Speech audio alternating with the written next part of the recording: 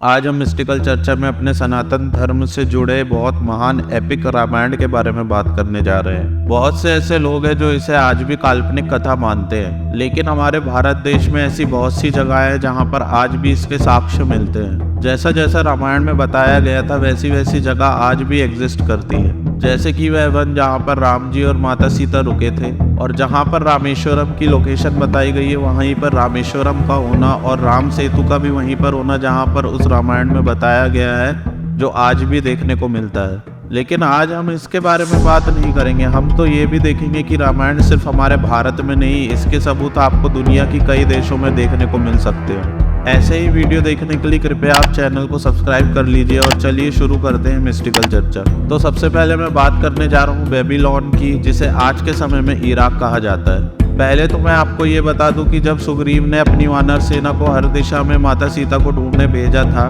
तब सिर्फ लक्का नहीं बाकी दुनिया के हिस्सों में भी वह सेना गई थी, ऐसा माना जाता है। तो इराक में एक ऐसी पहाड़ी है जिसका नाम है दरबंदे बैलूला। इस पहाड़ी पर राम भगवान और हनुमान जी की 2000 साल से भी पुरानी मूर्ति उभरी हुई देखने को मिलती है, जो आज भी वहां पर मौजूद है। इसमें आप साफ हनुमान जी और राम जी को भी देख सकते हैं, जिसमें राम जी के हाथ में धनुष है।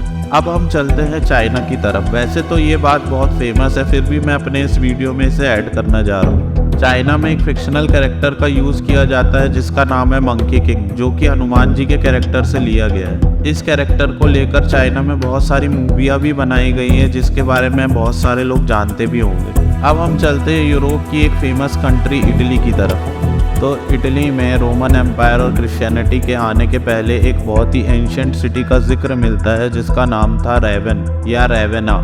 इस सिटी का नाम रावण से लिया गया है, ऐसा पीएन ओक की बुक वर्ल्ड वैदिक हेरिटेज में बताया गया है। अब आप बोलेंगे कि ऐसा थोड़ी होता है कि नाम मिलने से रामायण से इसका लिंक होगा, लेकिन सिर्फ नाम की बात नहीं है। आइए मैं बताता हूँ कैसे। उस समय की वहाँ की सिविलाइजेशन को एट्रुस्कैन कहा जाता था, और उनके द्वारा बनाए गए स्केच में रामायण के साक्ष्य प्राप्त होते हैं। जैसे कि यह एक स्केच या पेंटिंग है जिसमें रावण जबरदस्ती माता सीता को ले जाते हुए दिखाई दे रहा है। इस चित्र में आप देख सकते हैं कि घोड़े के पंख हैं और रावण आकाश मार्ग से माता सीता को लंका की ओर ले जाने की कोशिश कर रहा है। ऐसे ही और भी कई चित्र मिले हैं जिसमें रामायण काल के बारे में दिखाया गया है, और कई वेशभूषा भी आप ध्यान से देख सकते हैं कि हमारे हिंदू धर्म की तरह ही दिखाई देती है।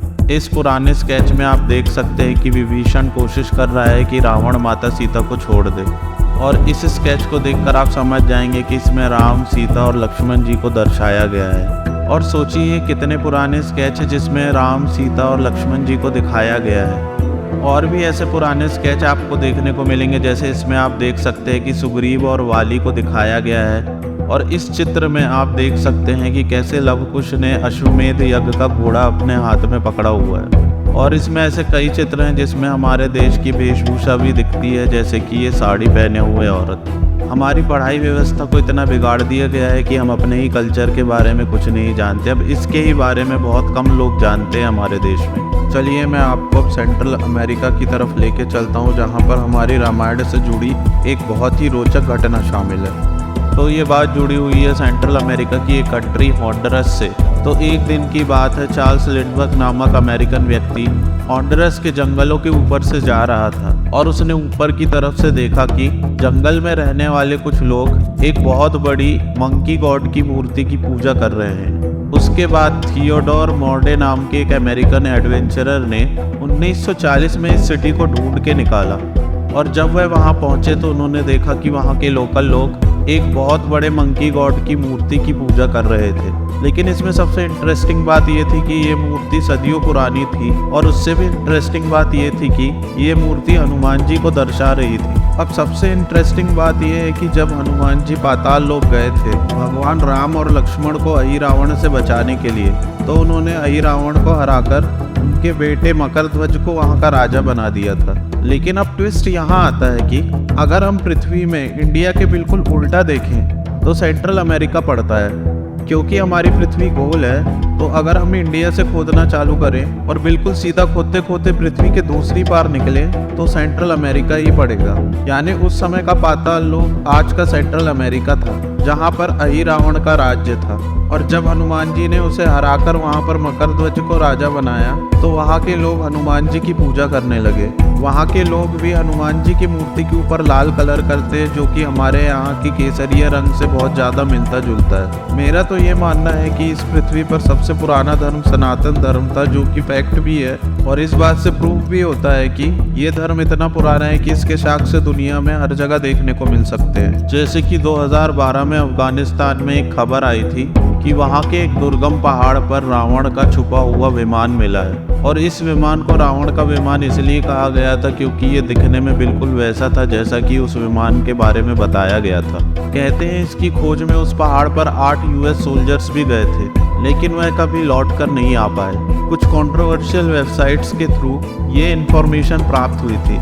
उस यूएस एयरफोर्स की रिपोर्ट में लिखा था कि भारत की कई पौराणिक कहानियों में जैसे विमान का जिक्र है वैसा ही विमान उन्हें वहां मिला था।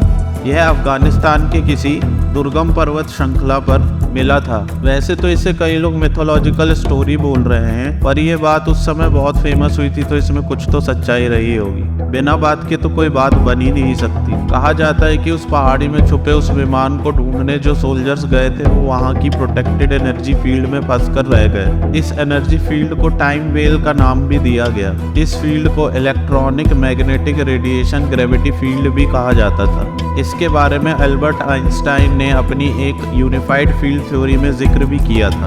अब या तो ये खबर जानबूझकर छुपा दी गई है या फिर ये सही में कोई मिथोलॉजिकल स्टोरी है, इसके बारे में तो हम कुछ नहीं बता सकते। लेकिन इससे यही निष्कर्ष निकलता है कि सनातन धर्म सिर्फ भारत में नहीं बल्कि पूरे विश्व में रहा था। बाद में 2500 साल के बाद कुछ धर्मों के आने के बाद सनातन धर्म कई समय के काल में दबकर ही रह गया और सिर्फ भारत में ही इसे आज तक बचा कर रखा गया है। अगर आपने इस वीडियो को आखिरी तक देखा तो प्लीज़ इसे शेयर करें और चैनल को प्लीज़ सब्सक्राइब करें और ज़्यादा से ज़्यादा लोगों तक इस वीडियो को पहुँचाएं।